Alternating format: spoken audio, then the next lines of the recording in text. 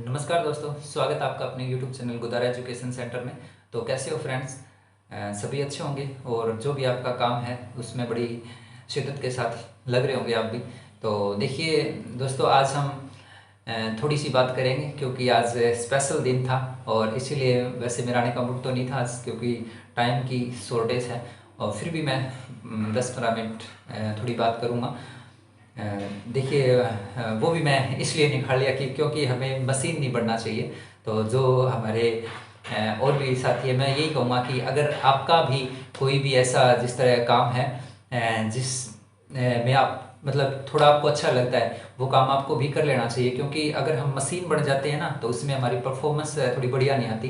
तो अगर हम थोड़ा थोड़ा अपने आप को भी टाइम देते रहते हैं और उसके बाद अगर हमारी स्टडी जारी रखते हैं, तो उसका जो आउटपुट है वो भी डबल करके आता है। तो हमें अपने आप को भी थोड़ा टाइम देके अपने आप को भी एक विश्राम की स्थिति में थोड़ा बहुत लाना चाहिए, ताकि हमारा जो परफॉर्मेंस है वो थोड़ा सा सही तरीके से चलता रहे। क्योंकि अगर हम 10-10 घंटे 12-12 घंटे अगर लगातार पढ़ते रहते हैं और फिर उसके बावजूद क्या होता है कि हमारा जो परफॉर्मेंस है वो थोड़ी डाउन आनी स्टार्ट हो जाती है। और अगर हम थोड़ा सा बीच में जो चीज़ें हमें पसंद होती है उसका थोड़ा सा हम उसको कर लेते हैं, तो उसके बाद जो परफॉर्मेंस होती है वो डबल हो जाती है। तो आपको भी अगर कोई चीज़ें ऐसी है तो आपको भी ये थोड़ी बहुत कर लेनी चाहिए। अपने आप को मशीन नहीं बनाना है और पढ़ते रहना है। और ये नहीं होता कि अगर हम थोड़ा अपने पसंद की कुछ चीज़ें कर लेंगे तो हमारी पढ़ाई पर उसका इफेक्ट पड़ेगा, ऐसा कुछ नहीं होता। ये सब वहम होता है, मन का वहम होता है। तो ठीक है बच्चों, वो दोस्तों, आज हम थोड़ा सा कुछ बात करते हैं, क्योंकि आज का जो दिन है वो स्पेशल है टीचर्स के लिए।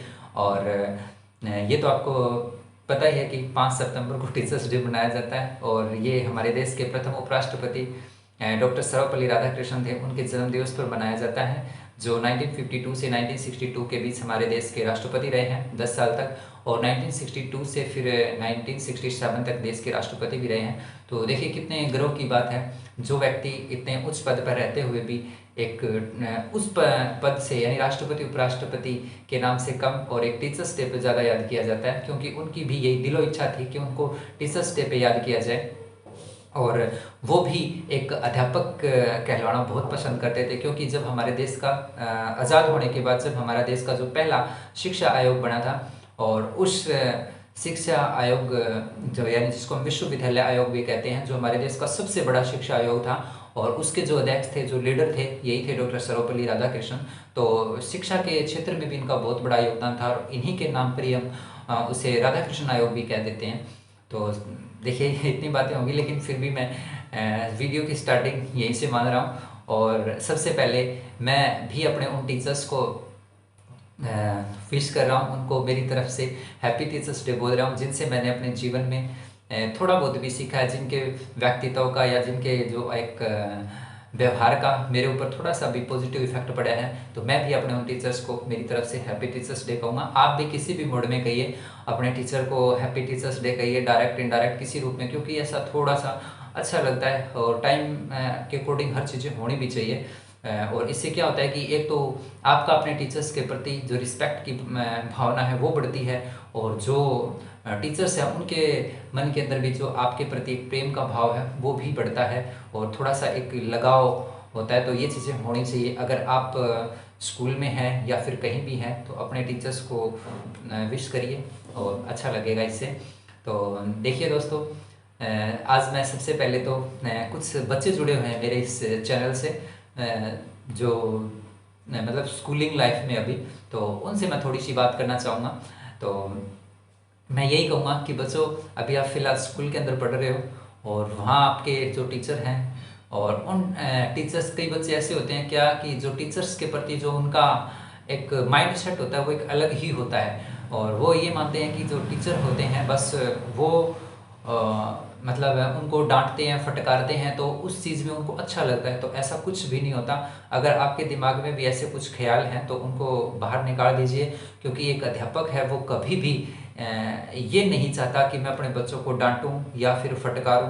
ऐसा वो मतलब लास्ट का हथियार होता है और मजबूरी होती है, और उस टाइम ये चीज़ें अपनानी पड़ती है। अगर आपके दिलो दिमाग में ऐसा कुछ है तो उस चीज़ को आप बाहर निकाल दीजिए, क्योंकि ये एक एज ही ऐसी होती है, इस एज में हम समझ नहीं पाते हैं, क्योंकि ये टीन एज होती है जो 12 से लेकर 20 या 22 तक जो भी हमारी जो एज होती है, इस एज में हम थोड़ा समझ नहीं पाते हैं, क्योंकि इसमें हम अपने आप को सर्वे सर्वा समझते हैं कि बस मैं हूँ तो मेरे अलावा कुछ है ही नहीं, कि मैं समझदार हो गया हूँ और मैं सारी चीज़ों को सही तरीके से समझ रहा हूँ, जो मैं सोच रहा हूँ वो चीज़ें सही है, लेकिन वो चीज़ें वास्तव में नहीं होती है। और इस पड़ाव से हम भी गुजरे हैं और सारे ही, क्योंकि ये चीज़ें बाद में समझ आती है, और जो चीज़ें टाइम पे समझ आ जाए, बाद में समझ आने से फिर उस चीज़ का कोई फ़ायदा नहीं होता, क्योंकि उस टाइम फिर आप जिस स्कूल में या फिर जहाँ पे हो उन टीचर्स से उस टाइम आप फिर निकल गए होंगे।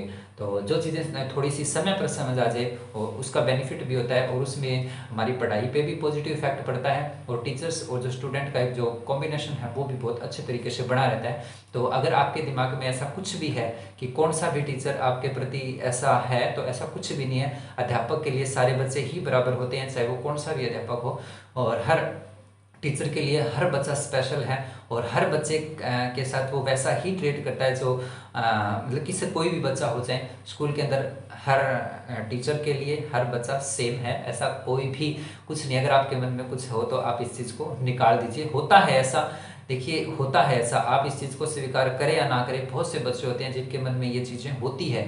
तो अगर आपके मन में है तो आप इस चीज़ को निकाल दीजिए, ऐसा कुछ नहीं होता। आप भी आज अपने टीचर्स को हैप्पी डे, जो हैप्पी टीचर्स डे है वो बोलिए, उनको विश करिए, और अच्छे तरीके से पढ़ाई करिए, आप आउटपुट दिए, जितना टीचर इनपुट दे रहा है, देखिए आप टीचर इतनी मेहनत करता है और उसके बाद अगर थोड़ा आउटपुट वैसा नहीं मिलता है तो लाजमी है थोड़ा सा गुस्सा आता है, और थोड़ी सी इस चीज़ में होती है, तब वो आपको डांट फटकार लगा देता है। लेकिन ऐसा और कुछ नहीं होता है कि आप ऐसा सोच रहे हो कि टीचर्स को डांटने फटकारने में या थोड़ी बहुत पनिशमेंट करने में मज़ा आता होगा, ऐसा कुछ भी नहीं है।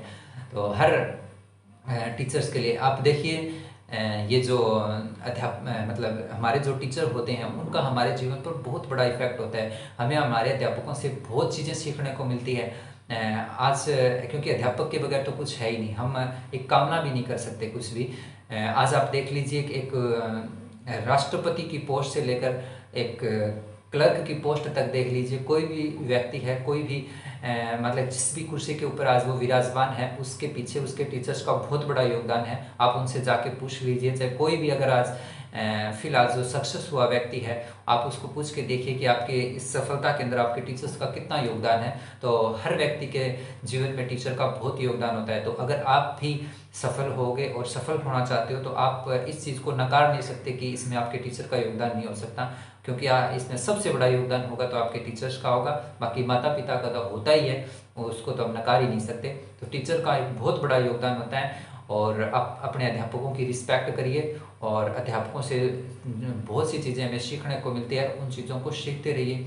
जो भी आपकी प्रॉब्लम्स है उनको सॉर्ट आउट करवाइए, और कोई भी मन में द्वेष या फिर ऐसी कुछ चीज़ें, क्योंकि ये चीज़ें फिर टाइम निकल जाता है, उसके बाद इस चीज़ का नुकसान हमें ही होता है, और बाद में इस चीज़ का समझ आती, क्योंकि जैसे जैसे हमारी जो उम्र बढ़ती जाती है, हम एक उम्र के पड़ाव में जब ढलते जाते हैं तो ये चीज़ें बाद में हमें समझ आती है, क्योंकि ये ही एज ही ऐसी होती है। इसमें अगर सबसे बड़ा दुश्मन होता है तो हम अपने माता पिता को, टीचर को ही मानते हैं। और ये बात आप गांठ मान लीजिए कि हमारे जीवन में हमारी प्रगति से अगर सबसे ज़्यादा अगर कोई खुश होता है तो वो या तो हमारे माता पिता होंगे या हमारे टीचर्स होंगे। इसके अलावा कोई भी ऐसा तीसरा व्यक्ति नहीं है जो आपकी सफलता से इतना खुश होगा।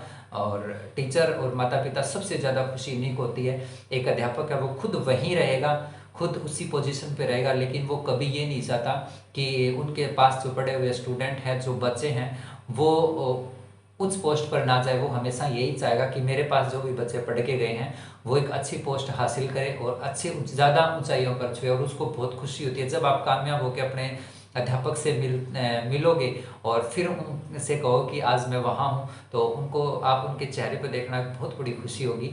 तो अध्यापक कभी भी किसी का बुरा नहीं चाहेगा, कभी भी अपने मतलब स्टूडेंट्स के बारे में ये नहीं सोचेगा कि ये जो स्टूडेंट है ये आगे प्रगति ना करे। तो हमेशा अध्यापक यही सोचता है कि उसका जो पास जो स्टूडेंट पढ़ के गया है, जो बच्चे गए हैं वहाँ से, वो बच्चे हमेशा प्रगति करते रहे। तो इस चीज़ अगर किसी भी बच्चे के मन में है तो इस चीज़ को आप निकाल दीजिए।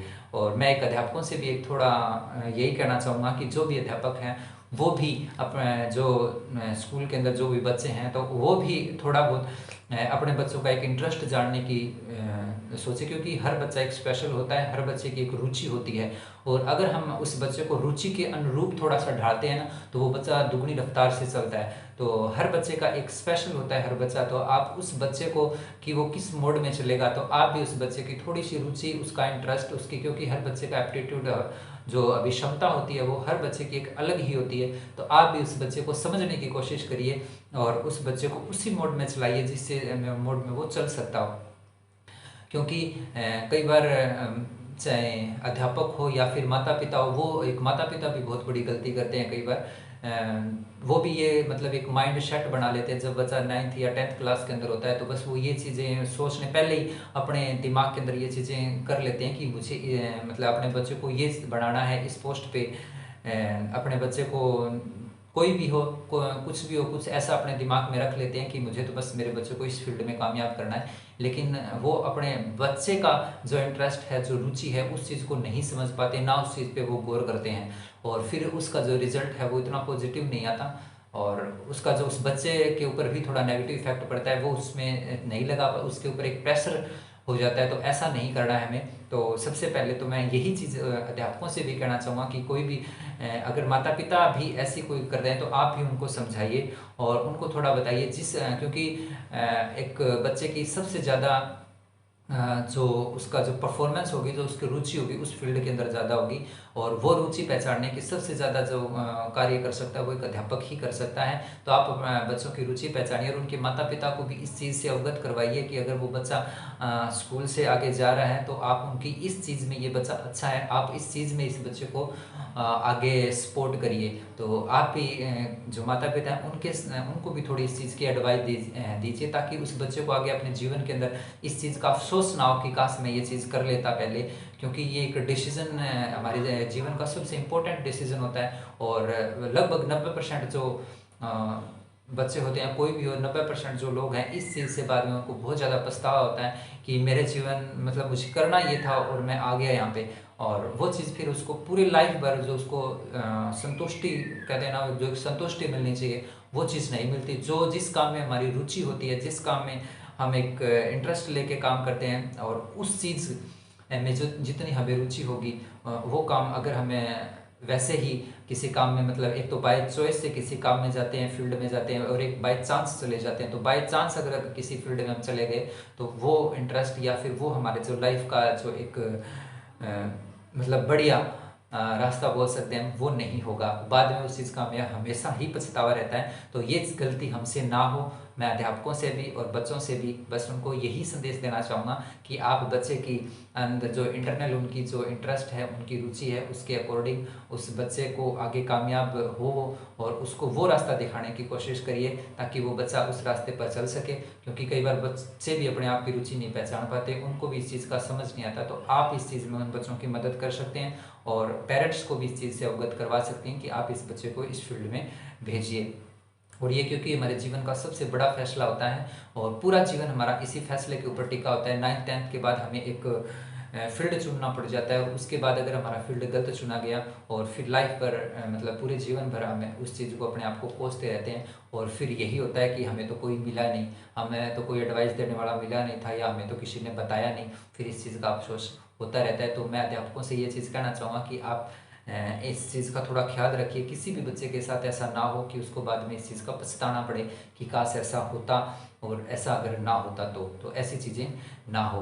बाकी इस पूरी बात का क्या मोटो है वो आप समझ गए होंगे कि बच्चे को उसके अकॉर्डिंग जिस रुचि में है, जिस बच्चे की जिस फील्ड में, उसी में ही हमें डालना चाहिए। उसमें सबसे बड़ी अगर हेल्प कर सकते हैं तो वो एक अध्यापक कर सकता है और आप अपने बच्चों की करिए। तो वीडियो को ज़्यादा बड़ा ना करते हुए बस मैं लास्ट में यही कहूँगा कि बच्चों आप भी मेहनत करते रहिए और स्टडी से लगातार जुड़े रहिए क्योंकि शिक्षा ही एक सबसे बड़ा हथियार होता है और शिक्षा से बड़ा कोई हथियार नहीं होता। और शिक्षा तो डॉक्टर भीमराव अम्बेडकर जी ने भी कहा है कि शिक्षा तो वो शेरनी का दूध है जो जितना पिएगा वो उतना ही दाढ़ेगा। तो इसलिए ये एक बहुत ही अच्छा दौड़ने वाला दूध है। आप इसे लगातार पीते रहिए और जितना आप इसमें बढ़िया परफॉर्मेंस करेंगे ये आपको उतना ही आउटपुट देती रहेगी। और शिक्षा का मुकाबला आप किसी से भी नहीं कर सकते, किसी से भी नहीं कर सकते। कोई भी शिक्षा का मुकाबला नहीं कर सकता। आपके जीवन का आचरण, आचार, व्यवहार, उठना बैठना, सारी चीज़ें आपकी शिक्षा पे डिपेंड करती है। आप किसी भी फील्ड में जाओ, खेल में जाओ, संगीत में जाओ, कहीं भी जाओ, वो एक अलग बात है, लेकिन सबसे पहले आपको एक अच्छा इंसान बनना है और एक अच्छा शिक्षित व्यक्ति बनना है, ताकि आप अपने जीवन में एक अच्छा व्यक्ति बन सके। सबसे पहले हमें एक समाज में एक अच्छा व्यक्ति बनना है और उसके बाद ये सारी चीज़ें आती है। तो शिक्षा बहुत ज़रूरी है, पढ़ते रहो और पढ़ाई से कनेक्ट रहो, डिसकनेक्ट ना हो। और अगर पढ़ाई से डिस्कनेक्ट हो गए तो यूँ मान लीजिए आप अपने जीवन में एक बहुत बड़ी गलती कर बैठे हो। और ऐसा हमें करना नहीं है और हमें लगातार पढ़ते रहना है और अपने अध्यापकों की रिस्पेक्ट करनी है और टीचर्स को भी अपने बच्चों का बहुत अच्छे तरीके से ख्याल रखना है और उनको आगे बढ़ने में मदद करनी है। एक बार फिर से मैं यही कहूँगा, आज इस टीचर्स डे पे सभी अध्यापकों को, सभी बच्चों को हैप्पी टीचर्स डे। ठीक है दोस्तों, फिर मिलते हैं कभी किसी नेक्स्ट वीडियो के अंदर। तब तक के लिए जय हिंद, जय भारत।